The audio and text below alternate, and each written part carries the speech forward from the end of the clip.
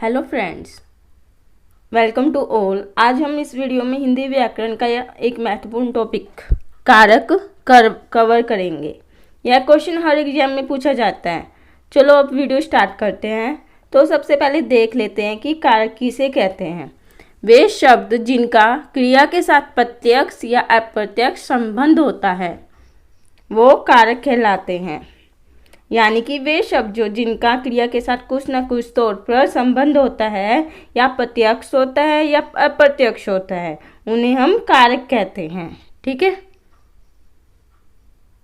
अब यहाँ पर हम आगे देखते हैं।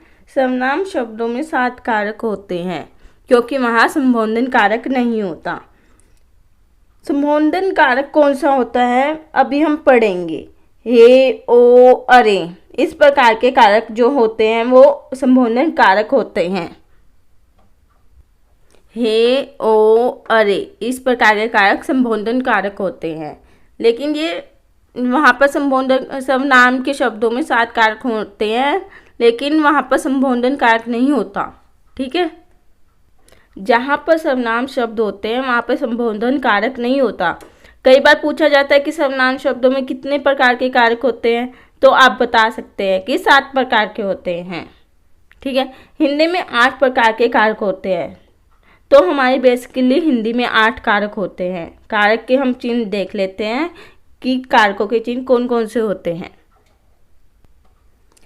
कर्ता का चिन्ह क्या होता है? ने। ये भी कई बार पूछ लिए जाते हैं कि निम्नलिखित में से कौन सा कारक का कौन सा चिन्ह है, तो ये याद करना भी बहुत जरूरी है। जैसे कर्ता का चिन्ह क्या होता है? ने। कर्म का को, कर्म का को, करण का से या द्वारा। ठीक है, संप्रदान का होता है के लिए, अपादान का होता है से। ये अलग होने के अर्थ में होता है। उसके संबंध का होता है, उसका बाद है संबंध का होता है का, के, की, रा, रे, री। अधिकरण, अधिकरण का क्या होता है? में या पर। और संबोधन, ये वो ही कारक है जो सर्वनाम में नहीं होता है। संबोधन का चिन्ह होता है हे, ओ, अरे। ठीक है, इस प्रकार से ये चिन्ह लगा रहता है। ये वाला चिन्ह है जो सा, ये चिन्ह लगा जाता है। तो इसके जरिए हम इसको समझ सकते हैं, पहचान सकते हैं कि ये संबोधन कारक है। ठीक है, अब हम इनको पहचानेंगे। चलो देखिए आगे। तो सबसे पहले हमारा कर्ता कारक। ठीक है, कार्यों को करने वाला कर्ता कारक कहलाता है। जो व्यक्ति कार्य कर रहे हैं वो कर्ता कारक कहलाता है। जैसे हम उदाहरण देखते हैं, राम पढ़ता है, रेणु जाती है। राम पढ़ने का कार्य कर रहा है। ठीक है, तो इसमें राम क्या हो गया? कर्ता कारक। जो कार्य कौन कर रहा है? राम कर रहा है ना, तो ये क्या हो गया? कर्ता कारक। ऐसे ही रेणु जाती है, रेणु कहीं पे जा रही है तो कार्य कौन सा कर रही है? जाने का कार्य कर रही है। तो कौन कर रहा है? रेणु कर रही है, तो ये क्या हो गया? कर्ता कारक। रेणु क्या होगी? कर्ता। तो ये काम कर रही है रेणु, तो ये क्या होगी? कर्ता कारक। ठीक है, आगे देखिए कर्म कारक। कर्ता जिसे सर्वाधिक चाहता है।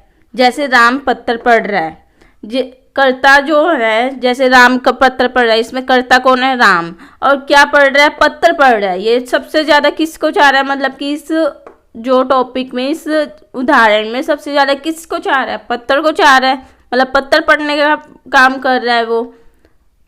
इसका कर्ता जो कर्म कारक है, इसकी परिभाषा ये है कि कर्ता जिसे सर्वाधिक चाहता है। तो सर्वाधिक किसे चाह रहा है? इस उदाहरण में पत्र को चाहने लग रहा है, तो पत्र क्या होगा? हमारा कर्म कारक होगा। अगला है करण कारक। चलो परिभाषा देखें। कर्ता की जो सर्वाधिक सहायता करता है, यानी कि जो करता है वो जिसकी सहायता से वो कार्य करेगा वो करण कारक होगा। जैसे उदाहरण देखें आपा, कलम से पत्र लिखता है, कलम से पत्र लिखता है। जो करता है वो कलम से की सहायता से पत्र लिख रहा है, तो कौन सा किसकी सहायता ली जा रही है? कलम की। तो यहाँ पे क्या होगा? करण कारक। ठीक है, जो करण का चिन्ह होता है से होता है। तो यहाँ पे से कहाँ पे है, कलम से पत्थर लिखता है, तो से आ रहा है हमारा यहाँ पे, तो ये किसका चिन्ह है, करण का, तो ये क्या होगा, करण कारक। ठीक है। अगला है संप्रदान कारक, जिसके लिए क्रिया की जाती है, जैसे माँ बच्चे के लिए दूध लाती है, जिसके लिए हम क्रिया करते हैं, जिसके लिए हम काम करते हैं, वो संप्रदान कारक होते हैं। इस उदाहरण में देख ही रही है, माँ बच्चे के लिए दूध लाती है, किसके लिए लाती है, बच्चे के लिए कार्य कर रही है, जिसके लिए क्रिया की जाती है। इसकी ये परिभाषा है ना, तो ये किसके, माँ है, किसके लिए दूध लेके आती है, बच्चे के लिए, तो ये क्या हो गया, संप्रदान कारक। ठीक है। अगला देखिए अपादान कारक। ठीक है, जहाँ से कोई वस्तु अलग होती है, जैसे हम गांव से दिल्ली जाएंगे, जहाँ हम रहते हैं या जहाँ से कोई भी चीज़ अलग होगी, वो क्या होते हैं, अपादान कारक। उदाहरण देखिए, हम गांव से दिल्ली जाएंगे, तो किससे अलग हो रहे हैं, गांव से अलग हो रहे हैं, तो ये क्या हो गया, अपादान कारक। ठीक है। अगला है संबंध कारक, आपसी संबंध बताने के लिए। उदाहरण देखें, यह मोहन का घर है, तो ये किसके साथ संबंध रख रहा है, घर के साथ संबंध रख रहा है, मोहन का घर है, ये आपसी संबंध है, घर के साथ मोहन का संबंध है ना, तो ये क्या है, संबंध कारक। तो अपादान का चिन्ह कौन सा होता है, से, अपादान से। ठीक है, ये हो गया फिर अपादान कारक। फिर अगला है यह मोहन का घर है, का संबंध कारक का चिन्ह होता है, तो ये क्या हो गया, संबंध कारक। अगला है अधिकरण कारक, किसी वस्तु के बैठने, रहने एवं ठहरने के आधार को कहते हैं। जैसे पेड़ पर पक्षी बैठे हैं, तो उदाहरण से आप देख रहे हैं पेड़ पर पक्षी बैठे हैं, तो ये परिभाषा में है ना कि अधिकरण कारक बैठने, रहने एवं ठहरने के आधार को अधिकरण कारक कहते हैं। तो फिर कौन बैठा है पेड़ पे, पक्षी बैठे हैं, तो ये क्या होगा, अधिकरण कारक। अधिकरण कारक का चिन्ह होता है पर, में हो या पर हो। ठीक है, ये होते हैं अधिकरण कारक।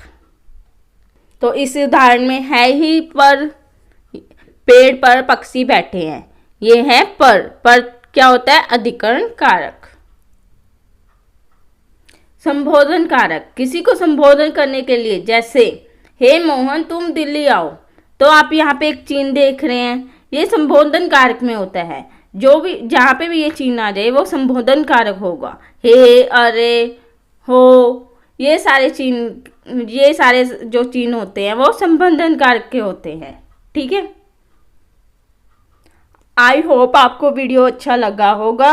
ये था कारक का वीडियो। अगर अच्छा लगा हो तो दोस्तों वीडियो को लाइक कीजिए और चैनल को सब्सक्राइब कर दें। Thank you for watching.